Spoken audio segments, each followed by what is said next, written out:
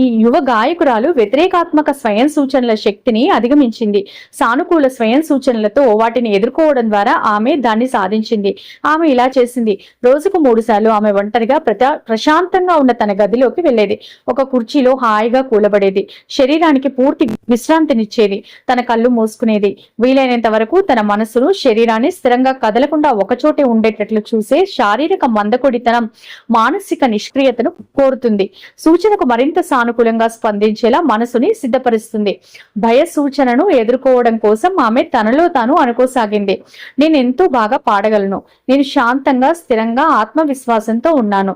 గదిలో కూర్చున్న ప్రతిసారి వాక్యాన్ని ఆమె తాపీగా, నెమ్మదిగా, అనుభూతితో 5 నుండి 10 సార్లు పునరుచ్చరించసాగింది. రోజుకు 3 సార్లు అలాగే చేసేది. నిద్రపోయే ముందు మరోసారి అనేది. ఒక వారం తర్వాత ఆమెలో పూర్తిగా ధైర్యం, ఆత్మవిశ్వాసం చోటు చేసుకున్నాయి. నిర్ణీత దినం రానే వచ్చింది. ఆమె